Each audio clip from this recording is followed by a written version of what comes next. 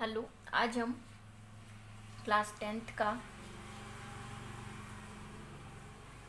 Hindi medium का chapter number first पढ़ेंगे, जिसका नेम है केमिकल रिएक्शन या रासायनिक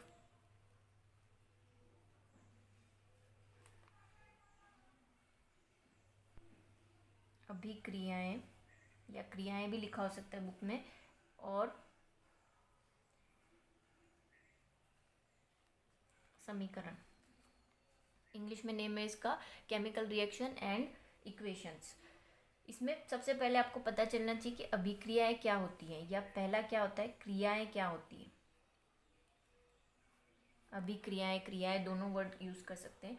क्रियाएं आपने छोटी क्लासेस में पढ़ा है कि दो टाइप की होती है। एक होती है रासायनिक अभिक्रिया, जिसको आपने 8th में रासायनिक चेंजेस यानी रासायनिक परिवर्तन के नाम से सुना होगा। उसी को हम क्या कहते हैं, रासायनिक क्रियाएं या परिवर्तन भी कह सकते हैं, जिसको हम इंग्लिश में कहते हैं केमिकल चेंज। और दूसरी आपने पढ़ी है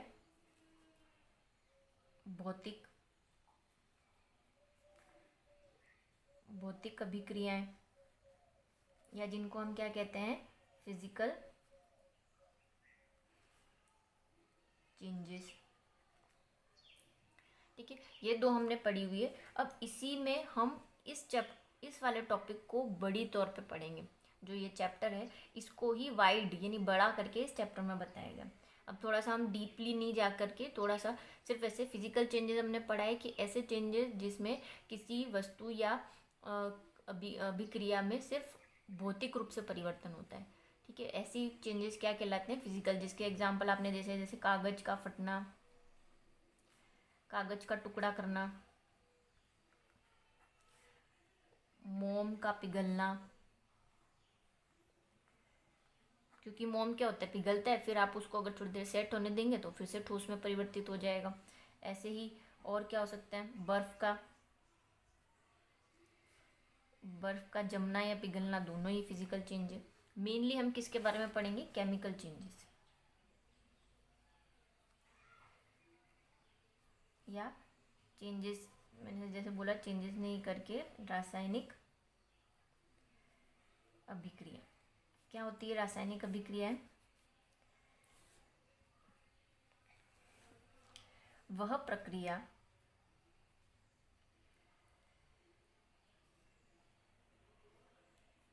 या अभिक्रिया जिसमें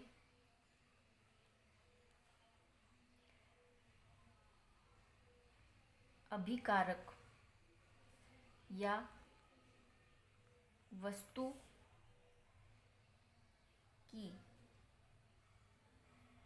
भौतिक अवस्था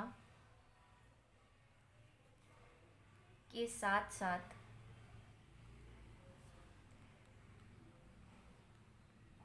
रासायनिक गुणों में भी परिवर्तन हो जाए, या तथा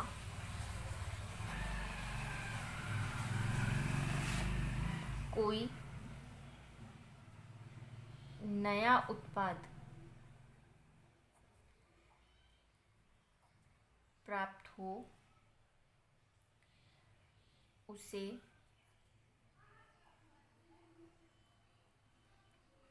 रासायनिक परिवर्तन कहते हैं।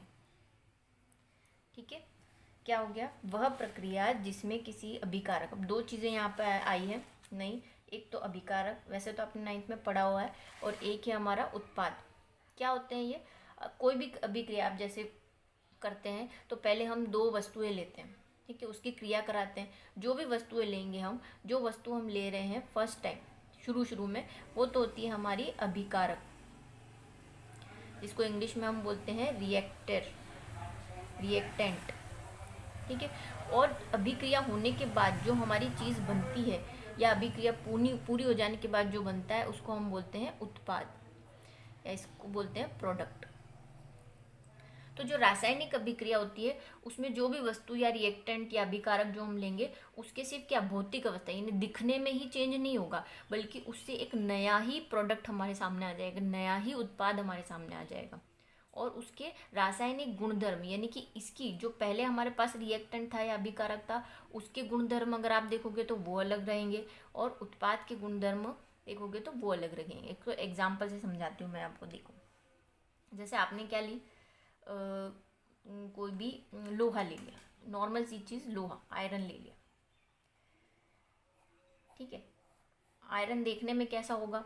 अगर आप नॉर्मल प्योर आयरन लेके आएंगे तो उसका कलर या तो स्टील जैसा शाइनी होगा थोड़ा सा, ठीक है, देखने में ठोस होगा। अगर आपने आयरन को पानी के साथ रख दिया, पानी में रख दिया, बारिश में रख दिया, तो आप देखोगे थोड़ी देर बाद जो आयरन होगा उसका एक तो कलर चेंज हो जाएगा, उसका रंग चेंज हो जाएगा। कैसा हो जाएगा? वो भूरा। पहले अगर वो शाइनी था यानी चमकीला था तो अब कैसा हो जाएगा? भूरा कलर हो जाएगा। तो एक तो उसकी क्या हो गई? भौतिक। भौतिक का मतलब होता है देखने में, अपीरियंस। देखने में वो चेंज हो गया, पहले चमकीला था अब कैसा हो गया? भूरा हो गया, तो कलर चेंज हो गया। साथ ही इसकी प्रॉपर्टीज यानी गुणधर्म भी चेंज हो जाएंगे। अगर आप एक नॉर्मल अच्छा बिना जंग लगा हुआ पानी से क्या होगा? जंग लग जाएगा, रस्ट लग जाएगा। यानी ये एक टाइप की क्या हो गई? रस्टिंग। एक क्या हो गई? ये प्रोसेस क्या हो गया? रस्टिंग यानी जंग लगना क्या हो गया? एक केमिकल प्रोसेस हो गया, रासायनिक अभिक्रिया हो गया।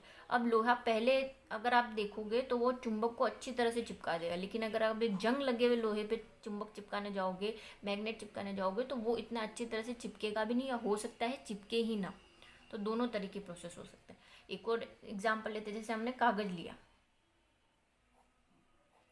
ठीक है। कागज कैसा दिखने में? अभी सफ़ेद है, प्लेन है। अब इसको हमने जला दिया। जलाना क्या हो गया? एक रासायनिक अभिक्रिया हो गई। कैसे रासायनिक अभिक्रिया हो गई? क्योंकि कागज जलने के बाद क्या बन जाएगा? राख। अब ये दिखने में भी पहले वाले कागज के कंपैरिजन में अलग है। पहले वाला सफ़ेद था या जो भी कलर था, अब कैसा हो गया? काला हो गया। पहले वाले कागज़ पे हम लिख सकते थे, कुछ भी कर सकते थे, पानी में उसको डालते तो वो घुलता नहीं, लेकिन अब ये राख बदल गया है, राख को हम पानी में घोलेंगे तो घुल जाएगा। और भी बहुत सारे टेस्ट होते हैं, जैसे लिटमस पेपर टेस्ट, नॉर्मली आपने देखा है। प्लेन कागज पे अगर आप लिटमस पेपर टेस्ट करोगे, जो दो कलर के होते हैं, लाल और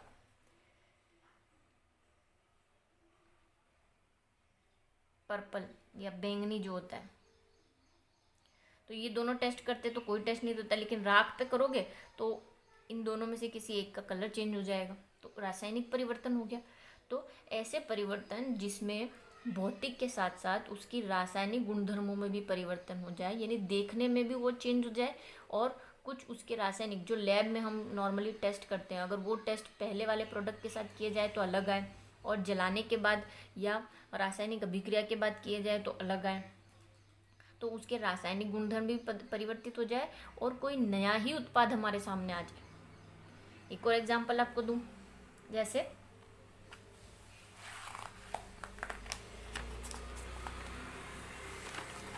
एक मैंने आपको बोला मोम, ठीक है। मोम को हमने लिया, गर्म किया, गर्म करने पर वो क्या हो गया? पिघल गया, ठीक है। पहले कैसा था? ठोस था, सॉलिड था। अब कैसा हो गया? लिक्विड हो गया, द्रव में परिवर्तित हो गया। तो ये तो कैसा परिवर्तन है? भौतिक, यानी कि फिजिकल है, क्योंकि हमने सिर्फ क्या किया? इसे गर्म किया। लेकिन अगर मैं मोमबत्ती लूं, यानी कैंडल, ठीक है, कैंडल ली, उसको क्या किया मैंने? जलाया, बर्न किया, उसको बर्न किया, ये कैसा चेंज हो गया? Chemical change. क्यों? क्योंकि कैंडल को मैंने बर्न किया, बत्ती जली, बत्ती जलने के बाद उसमें से क्या हुआ? धुआं हुआ, और जो बत्ती थी वो कैसे कलर की हो गई? ब्लैक कलर की हो गई। धुआं उठा। अब क्या आप उस जली हुई बत्ती को वापस प्राप्त कर सकते हैं? लेके आ सकते हैं उसको? नहीं लेके आ सकते। तो ये कैसा चेंज हो गया, कोई नया ही प्रोडक्ट है। पहले कैंडल की जो बत्ती थी वाइट थी, यानी कैंडल थी, वो क्या हो गई, बर्न कर दी। अगर खाली मोम की बात करते हैं तो फिजिकल चेंज होता, लेकिन अगर हम पूरी कैंडल की बात कर रहे हैं तो उसमें से क्या हुआ, धुआं भी उठा है, उसमें से आग भी निकली है, हीट भी प्रोड्यूस हुई है, लाइट भी निकली है। तो 2-3 चीज़ें हमें एक्स्ट्रा मिल गई है, तो ये नया उत्पाद बन गया, नया प्रोडक्ट बन गया। तो इसीलिए कैसा चेंज हो गया, केमिकल चेंज। तो अगर हम मोमबत्ती को जलाना अगर कहीं पूछा जाता है, पहले भी आपने पूछा है, तो वो क्या होता है, भौतिक और रासायनिक दोनों परिवर्तन कहलाते हैं, क्योंकि उसमें मोम का पिघलना तो भौतिक हो गया और बत्ती का जलना रासायनिक। तो रासायनिक क्रियाएं समझ में आ गई। अब इन्हीं रासायनिक क्रियाओं को हमें डिटेल में पढ़ना है। अब डिटेल में हम नेक्स्ट जो क्लास होगी उसमें पढ़ेंगे।